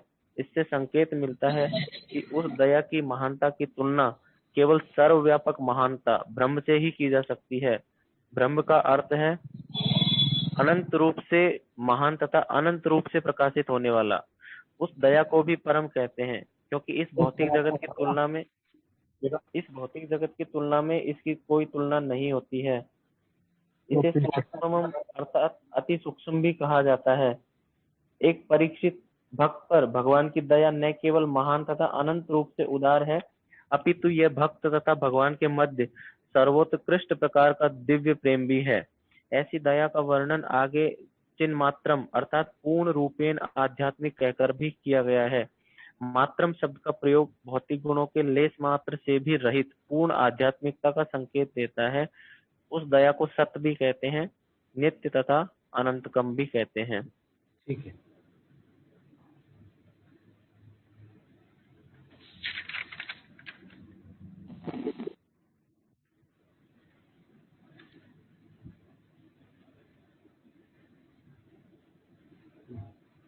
यहाँ पर जैसा कहा गई है, जब भगवान भक्ति में आता है, वक्त जब अच्छा से भक्ति करने लगते हैं वो निर्गुण बनते हैं करके। निर्गुण मतलब 3 गुणों के परे होने लगते हैं, या 3 गुणों के प्रभाव उनके ऊपर पड़ना खत्म हो जाती है। क्योंकि 3 गुणों के प्रभाव में जब हम रहते हैं, देन प्रॉब्लम यही कि 3 गुणों के प्रभाव में आकर फिर कार्य भी करने लग जाते हैं। एंड जो भी कार्य आप 3 गुणों के प्रभाव से करेंगे वो सारा कुछ कर्म कहलाई जाएगी, एंड फिर उस कर्मों का कर्मफल होगा। तो उस प्रकार से व्यक्ति हमेशा बंधन में ही फंसा रहेगा, हमेशा बंधन में ही फंसा रहेगा। इसलिए अगर बंधन से मुक्त होना है, देन फिर 3 गुणों के प्रभाव से भी ऊपर निकलना पड़ेगा। और 3 गुणों के प्रभाव से ऊपर निकलना तभी संभव है, द्वंद्वों से ऊपर निकलना हो, 3 गुणों से ऊपर निकलना हो, उसके लिए भगवद्गीता में कहा जाता है अव्याभिचारिणी भक्ति। माम चयो व्यभिचारेण भक्ति योगेन सेवते सगुणान समतीत्यैतान ब्रह्म भूयाय कल्पते।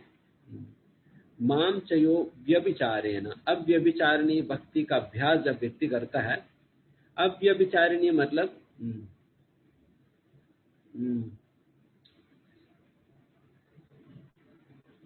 जैसा व्यभिचारी किनको कहा जाता है, जिनकी ऑलरेडी एक पति है या पत्नी है, बट फिर भी और अन्य लोगों के पास भी जाती है। एक पति है, पत्नी है, बट फिर भी अन्य लोगों के पास जाती है, तो इन्हें व्यभिचार कहा जाता है। अब व्यभिचार मतलब जो कि इस प्रकार से नहीं जाती है, केवल एक ही पति के प्रति समर्पित रहकर विश्वसनीय जीवन जीती है।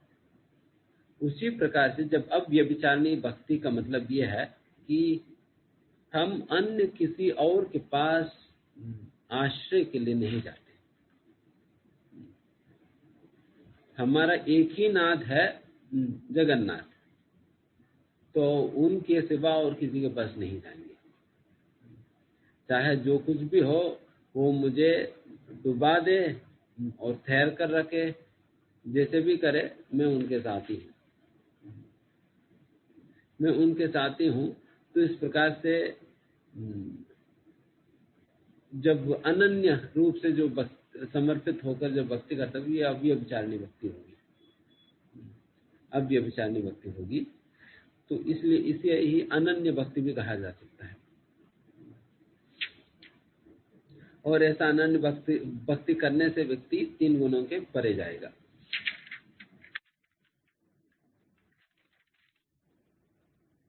अपने शुद्ध भक्त पर कृष्ण कौन से 2 विशेष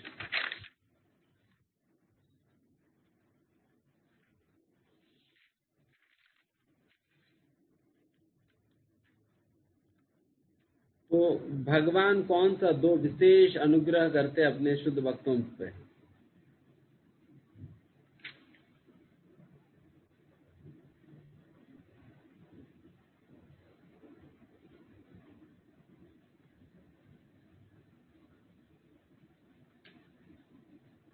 सबसे पहले धन छीन लेते हैं, फिर उसके बाद सारा भाई बंधुओं को छीन लेते हैं। तो इसलिए लोग डरते भी है भगवान की भक्ति करने के लिए, कृष्ण की भक्ति। अरे ये तो पहले ही ऐसा वार्निंग दे दे रहे हैं, तो बहुत मुश्किल बात है। देखिए, मतलब जैसे मैंने कहा, ये सभी के साथ नहीं होगी, या आप इन चीजों से बच भी सकते हो। मतलब इस प्रकार की अनुग्रह से बच भी सकते, इन द सेंस आप पहले से आसक्ति नहीं बना रखे हैं, फिर हम अनासक्त रूप से ही अपने कार्य करें और पहले से शुद्ध भक्ति का आचरण करें, देन फिर भगवान को भी इस प्रकार कुछ करने की जरूरत भी नहीं पड़ेगी। इसलिए दोनों को एट ए टाइम मेंटेन करने का प्रयास मत करिए। इसलिए प्रभुपाद जी कहा करते थे, spiritual advancement and sense gratification go ill together. मतलब आध्यात्मिक प्रगति और इंद्रिय तृप्ति दोनों साथ साथ नहीं चलने वाली है। अगर इंद्रिय तृप्ति करना है, देन फिर एक प्रकार के जीवन है, आध्यात्मिक जीवन जीना है फिर एक प्रकार के। दोनों साथ साथ करना चाहे वो जो तोड़ा ये तोड़ा ओ, तोड़ा ये तोड़ा ओ, थोड़ा थोड़ा नहीं होने वाली है। थोड़ा थोड़ा करें हथौड़ा पड़ जाएगी तो फिर मुश्किल होगी। तो वैसा है।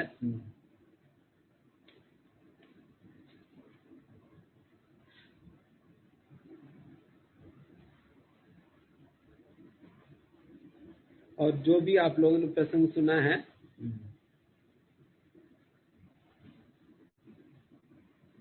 और पहले भी हमने भी इस पर समझा ही चुके हैं कि इस प्रकार से निस्सहाय करके फिर भगवान को समर्पित करने में मजबूर करते हैं। इस प्रकार की परिस्थितियां जब जीवन में आता है, इसलिए भी भगवान भक्तों की इस प्रकार की परीक्षाएं लेते हैं।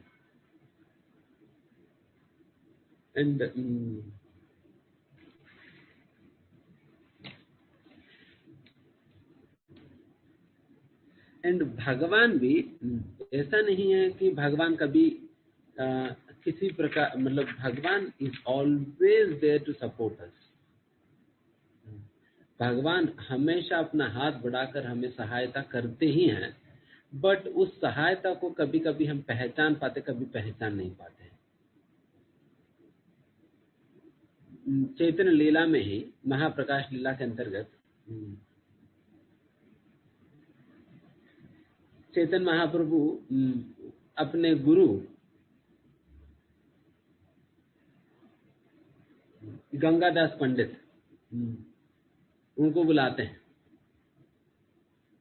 फिर गंगादास पंडित से पूछते हैं, गंगादास पंडित तुम्हें याद है क्या जब यवन लोग आक्रमण कर रहे थे और यवन लोग जो है आपकी, मतलब पूरी गांव में, आपकी शहर में, पूरा शहर को आक्रमण कर रहे थे, उस समय आपके घर की ओर भी आ रहे थे और फिर यवन लोग जो है हर घर घर पे पहुंच के जिस प्रकार से सारा धन वन लूट ले रहे थे और स्त्रियों को प्रदूषित कर दे रहे थे, तो उस प्रकार की स्थिति में जब ये यवन लोग जब आपके घर की ओर आ रहे थे एंड आपके सारा धन लूट कर और आपकी पत्नी के ऊपर या बाकी स्त्रियों के ऊपर आक्रमण करने का जब प्रयास कर रहे थे, आप सभी लोग जो है उस घर से निकलकर तेजी से भागने लगे सभी। एंड फिर वो यवन लोग भी आपके पीछे पीछे दौड़ते हुए आ रहे थे, देन आप लोग आगे आगे और फिर और तेजी से चलने लगे। फिर फाइनली गंगा नदी के तट पे पहुंच गए। फिर वहां गंगा नदी के तट पे पहुंचने के बाद आपको पता नहीं चला कि कहाँ जाना है, कहाँ क्या करना है, क्योंकि आगे जाएंगे तो गंगा ही है, पीछे जाएंगे तो यावन लोग है। देन फिर क्या करे क्या नहीं करे करके आप बहुत परेशानी में आ गया।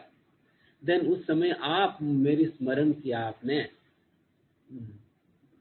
और आपको याद है क्या कि उसी समय अचानक से कोई एक नाम वाला वहां पर पहुंचे थे, एक नाम वाला वहां पर पहुंचे थे और आपने उस नाम वाले से निवेदन किया कि आप चाहे जो कुछ भी लेना है मेरे से ले लो, बट मुझे उस पार पर पहुंचा दो। ये यवन की सैनिक जो है मेरे ऊपर आक्रमण करने का प्रयास कर रहे हैं, तो मुझे जल्दी से जल्दी उस पार पहुंचा दो करके। देन फिर उस नाविक ने आप सभी लोगों को बिठाया, फिर उस पार जल्दी से जल्दी पहुंचा दिया आप लोगों को और आप लोगों को सुरक्षित स्थान पर पहुंचा दिया। देन गंगादास पंडित कहते हैं, हाँ महाप्रभु, मुझे स्मरण है ये बात, मैं कैसे भूल सकता हूँ। फिर महाप्रभु ने कहा कि आप जानते हो क्या वो नाविक कौन है जो कि अचानक से वहां पर आके आपको इस पार से उस पार ले गए? वो कोई और नहीं, वो मैं ही, वो कोई और नहीं, मैं ही हूँ। मैं ही उस नाविक के रूप में आपको, आप लोगों को इस पार से उस पार मैंने पहुंचाया करके महाप्रभु गंगादास पंडित से कहते हैं। उसी प्रकार से हरिदास ठाकुर को पूछते हैं, हरिदास ठाकुर तुम्हें याद है जब आप खाजी के साथ, जब हरिनाम को रोकने के लिए जब खाजी ने तुम्हें कहा, तब तुमने कहा कि मुझे खंड खंड कर दो, फिर भी मेरे एक एक खंड भगवान के नाम लेता ही रहेगा, कभी भी मैं भगवान के नाम नहीं छोड़ सकता हूँ, चाहे मुझे जो कुछ भी कर दो मैं छोड़ नहीं पाऊंगा। जब इस प्रकार से कहा खाजी जो है विचलित होकर देन फिर तुम्हें 22 मार्केटों में मारने का जब आदेश दिया, देन फिर 2 सैनिक जो है आपको मारते मारते 22 मार्केटों में बिल्कुल बुरी तरीके से मारते मारते ले जा रहे थे। और उस समय आप इतने तीव्र रूप से हमसे प्रार्थना कर रहे थे, उस तीव्रता की वजह से निश्चित रूप से मैं तो वैकुंठ से तो देख ही रहा था जिस प्रकार के प्रहार आपके ऊपर पड़ रहे हैं करके, बट आपकी प्रार्थनाओं की तीव्रता के कारण मेरे हाथ से सुदर्शन छूटी नहीं,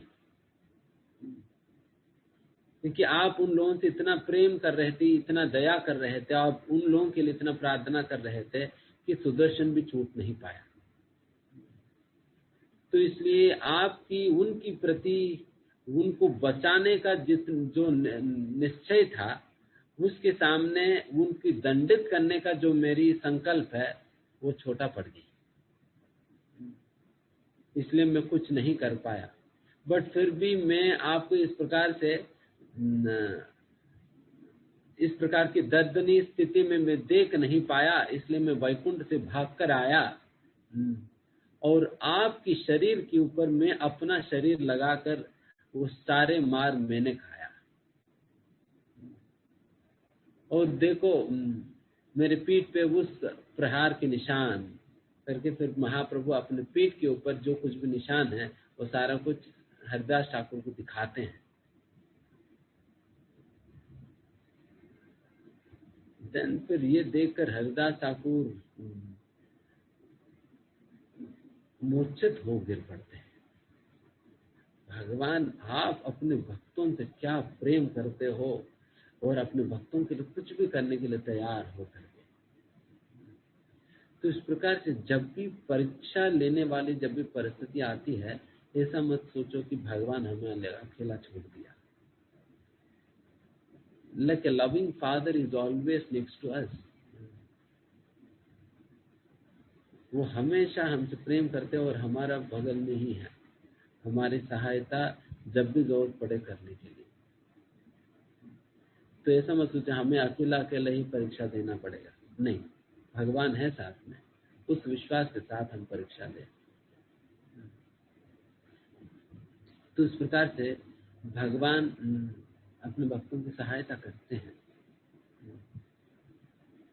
तो इन सारे लीलाओं से हमें समझनी चाहिए और स्मरण करनी चाहिए भगवान के अद्भुत गुणों का। फिर बाकी हम अध्याय हम अगले हफ्ते पढ़ेंगे। अभी तक जो भी चर्चा किया, किसी कोई प्रश्न है तो प्लीज पूछिए।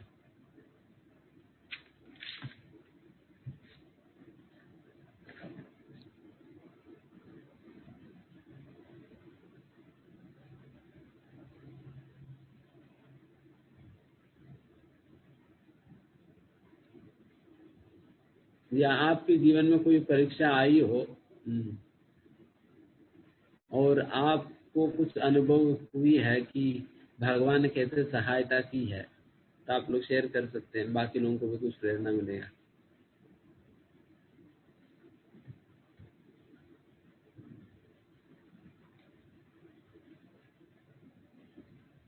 ऐसे एक्सपीरियंसेस तो होता है भक्तों के जीवन में।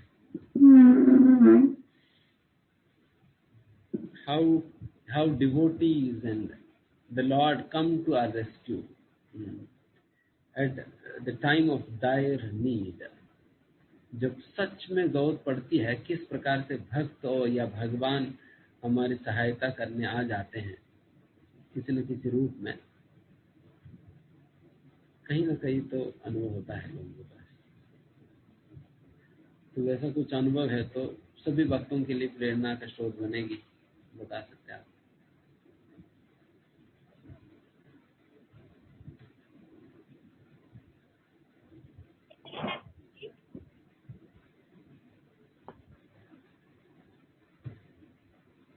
हरे कृष्णा प्रभु जी। हाँ। प्रभु जी, आपने बोला था कि जब वो आपने जो बोला था कि अगर हम वो आसक्त रहते हैं तो हमें भगवान लाइफ में कष्ट देते हैं, प्रॉब्लम्स देते हैं। तो ग्वाल बाल और गोपियाँ तो शुद्ध थी और आसक्त तो नहीं थे वो, फिर भी उनके लाइफ में प्रॉब्लम्स क्यों आए? Very good.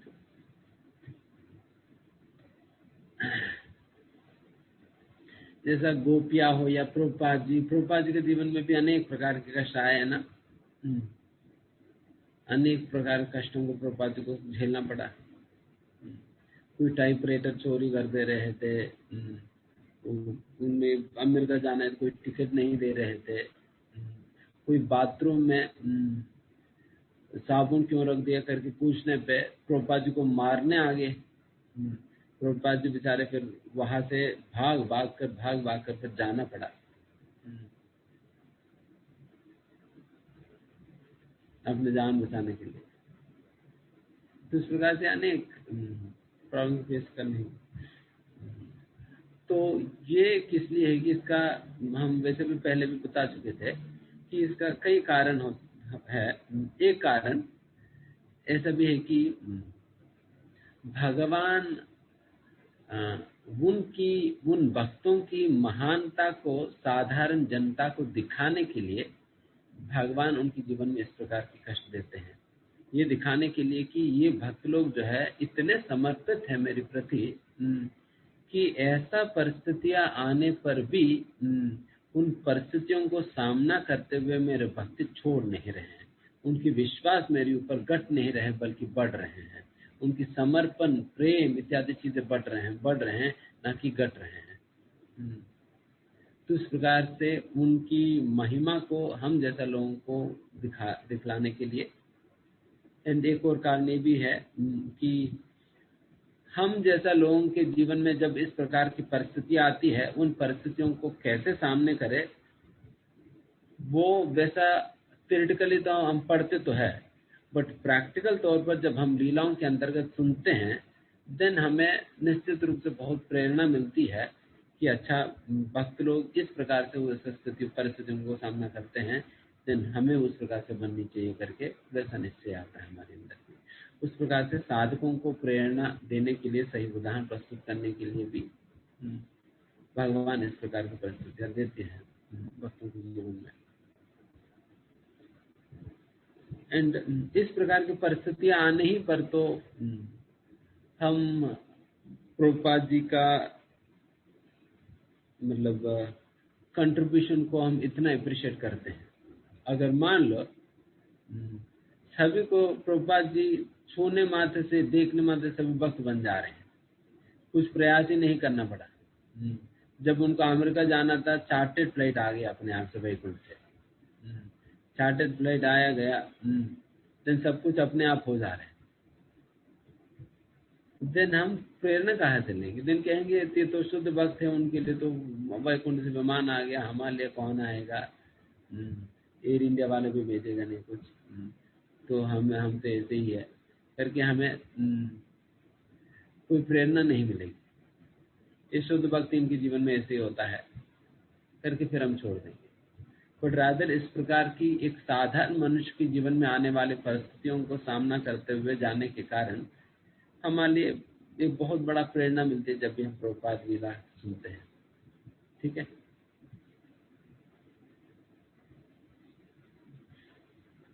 शिव जी तो परम वैष्णव गुरु है, फिर वो भौतिक आसक्ति को बढ़ाने की वस्तुएं क्यों प्रदान करते हैं?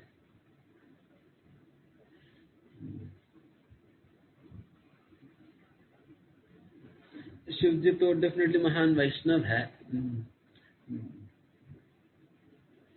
और भौतिक वस्तुएं क्यों दे रहे हैं? एंड ये भी बात है, शिव जी हमेशा भौतिक वस्तुएं ही देते हैं करके भी नहीं है। अगर जो सच्चे मन से सच में चाहते हैं कि भक्ति चाहिए, भक्ति में मुझे प्रगति करनी है, उस प्रकार से प्रार्थना करते हैं, then शिव जी उनकी भक्ति में भी सहायक बनते हैं। हमारा इस्कॉन के अंतर्गत कई भक्तों की यह अनुभव रहा है कि वो लोग पहले शिव जी के ही भक्त थे, एंड शिव जी से जब वो लोग स्वच्छ रूप से जब प्रार्थना किया, कोई भौतिक इच्छा को लेकर नहीं, जब स्वच्छ इच्छा से प्रार्थना की मुझे सही मार्ग दिखलाइए करके, देन शिव जी का ही प्रेरणा से मुझे इस प्रकार से कृष्ण भक्ति की प्राप्ति हुई है करके वो लोग बहुत कृतज्ञ रहते हैं शिव जी के प्रति। हम भी वैसे लोगों में से एक है, हमें भी वैसे ही प्राप्त है। तो उस प्रकार से कई लोगों के ऐसा अनुभव है। तो इसलिए शिव जी सभी लोगों को ऐसे ही भौतिक चीजें ही देते नहीं है, बट जो लोग बिल्कुल भौतिक चीजें ही मांगते, बिल्कुल जिद करते हैं, जैसा रावण ने जिद पकड़ लिया। रावण क्या कर रहे थे, वो सिर काट कर डाल रहे थे आग में, फिर 10 सिर, फिर 9 सिर डाल दिए, फिर 10वां सिर डालने जा रहे थे। देन शिव जी को फिर आना पड़ा। तो अभी प्रश्न ये है कि क्या शिव जी बहुत प्रसन्न होकर आए थे या मजबूरी में आना पड़ा? मजबूरी में आना पड़ा। अरे ये तो मूर्ख है, ये तो मान नहीं रहा है करके, तो फिर आना ही पड़ा। फिर उनकी इच्छा फुलफिल करना पड़ा। जैसे बच्चे जब बहुत जिद पकड़ लेते हैं तो उनकी बातें मानना पड़ता है। ठीक है बेटा ले लो, ठीक है मोबाइल चाहिए, ठीक है लो करके कई बार हम जबरदस्ती दे देते हैं जब वो लोग बहुत जिद पकड़ लेते हैं। तो वैसे ही शिव जी को भी देना पड़ता है कभी कभी। एंड मोस्टली शिव जी के पास जानने वाला भी उसी कैटेगरी के लोग होते हैं, तो फिर इसलिए लगता है सभी को शिव जी यही बांट रहे हैं। एंड नेक्स्ट,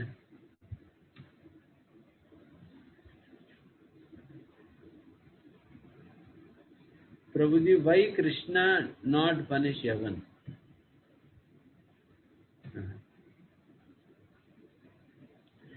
जैसे जो यवन लोग, जो गंगादास पंडित की परिवार के पीछे जो लोग पड़े थे, उनको क्यों दंड नहीं दिया? हमें इसी प्रकार से लगता है।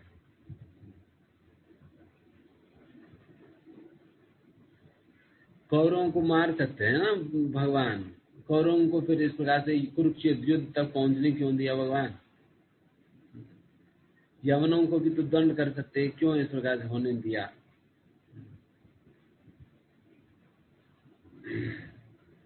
देखिए, Krishna does not usually try to interfere with the natural sequence of actions in this world. भगवान जनरली जो नेचुरल सीक्वेंस ऑफ एक्शंस है जो इस दुनिया में जो होता है, उस सीक्वेंस में इंटरफेयर नहीं करना चाहिए।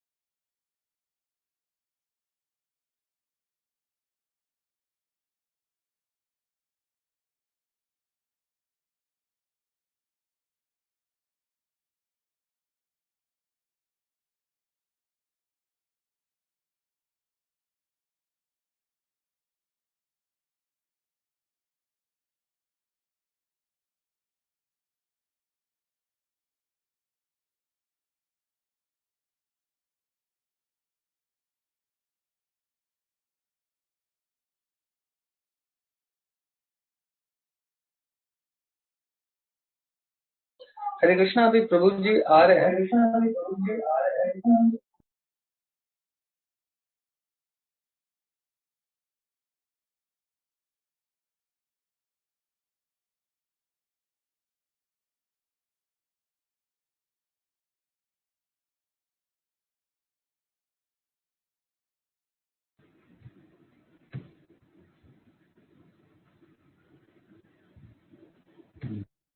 तो यवनों को क्यों नहीं मारे हैं करके तो कुछ है ना। तो इस प्रकार से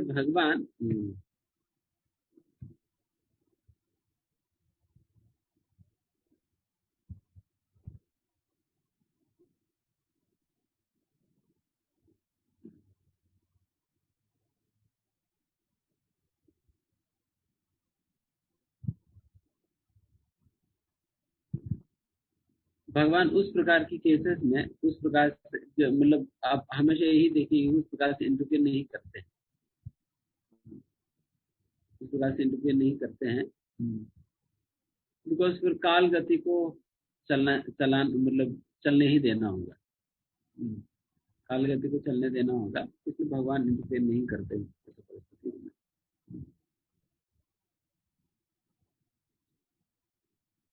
एंड दूसरी ओर फिर भक्तों की जीवन में फिर इंटरफेयर करके उनके संरक्षण सीधा प्रधान करते हैं, रादर देन यवनों के जीवन में इंटरफेयर करके उनको मार देने की बजाय।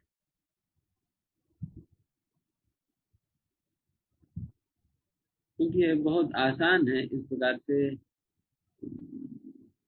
किसी को मतलब जैसा हरिदास ठाकुर को जब मारते वक्त दोनों जो लोग मार रहे थे उनको मारना हो, ये सारी चीजें तो भगवान को निश्चित रूप बहुत स्वाभाविक रूप से कर सकते हैं, पर फिर भी नहीं करते हैं। वैसे तो वहां पे तो करना चाह भी रहे फिर भी करने नहीं दे रहे हरिदास।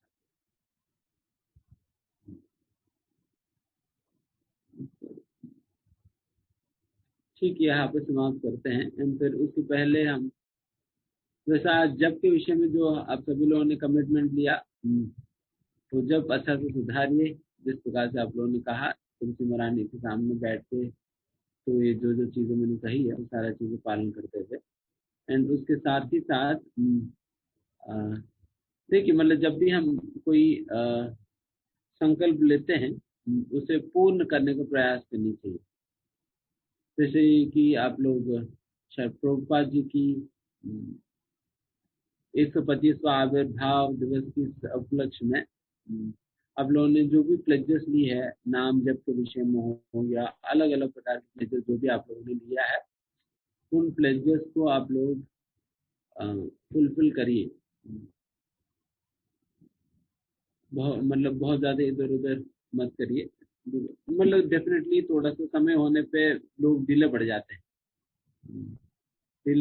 हैं, एंड फिर अगर मान लीजिए कोई कहे 4 माला करेंगे, देन फिर वो पता चला कि वो एक माला कर रहे हैं एक्स्ट्रा, तो वैसा हो जाता है थोड़ा सा समय आने पे। बट फिर भी आप प्रभुपाद जी के विषय में सुनते रहेंगे, देन फिर निश्चित रूप से आपको वैसा प्रेरणा मिलेगी आपको अपने संकल्प को आगे कंटिन्यू करने के लिए। इसलिए प्रभुपाद जी के विषय में भी जो एवरी संडे को कंडक्ट करी जा रहे हैं, बट वैसे तो अंग्रेजी में है, वो सुन सकते हैं और प्रभुपाद जी के लीलामृत पढ़ सकते हैं, उससे आपको प्रेरणा मिलेगी अपने संकल्प को निभाने के लिए। थोड़ा बहुत दिक्कतें आएंगी, बट फिर भी उन परिस्थितियों में भी आप प्रयास करिए अपने संकल्प को बनाकर रखने के लिए। जो भी आप लोगों ने कहा, make sure that you make this offering to Prabhupada. हमें इंश्योर करनी चाहिए कि ये ऑफरिंग हम करें ही प्रभुपाद जी को, उसमें नहीं घटाने चाहिए। थोड़ा सा एक्स्ट्रा एफर्ट और एक्स्ट्रा इंडिवर डालना पड़ेगा, बट इस एक्स्ट्रा एफर्ट डालने के लिए हमें निश्चय लेकर हमें चलना पड़ेगा, नहीं तो फिर ढीलापन तो वैसे ही हमारे अंदर है, तो फिर वो हम सारी ही चीजों को घटा देगी। इसलिए आपको बहुत कृपा मिलेगी प्रभुपाद जी की, प्रभुपाद जी और परंपरा बहुत प्रसन्न होंगे जब आप अपनी कमिटमेंट्स को फुलफिल करेंगे।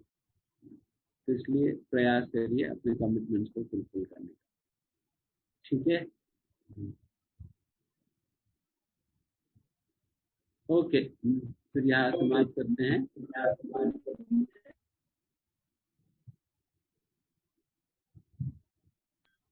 हरे कृष्णा। हरे कृष्णा। तो हम लोग इसे ध्यान चेतन प्रभु जी का धन्यवाद देंगे। प्रभु जी ने बहुत सुंदर तरीके से, एक तो हम लोगों को जप के लिए भी आज प्रभु जी ने बताया कि सभी हम लोग तुलसी महारानी के साथ चैंटिंग कर सकते हैं। एंड दूसरा कि प्रभु जी ने बताया कि कैसे भगवान सर परीक्षा नहीं लेते, परीक्षा तो लेते हैं बट साथ साथ हमारे साथ भी देते हैं कि कैसे उस परीक्षा को हम पास कर सके। तो हम लोग प्रभु जी का एक बार हरे कृष्ण महामंत्र बोल के धन्यवाद देंगे। हरे कृष्णा कृष्णा कृष्णा हरे हरे, हरे राम राम राम हरे हरे। और रियल धन्यवाद ये होगा कि हम सभी लोग कल से तुलसी महारानी को मध्य में अपने रखे एंड सब लोग पूरी फैमिली मिलकर इस तरह से चैंटिंग करें। तो रियल थैंक्स होगा, तो कल से हम लोग ऐसा प्रयास कर सकते हैं। हरे कृष्णा। प्रभुपाद की जय, तो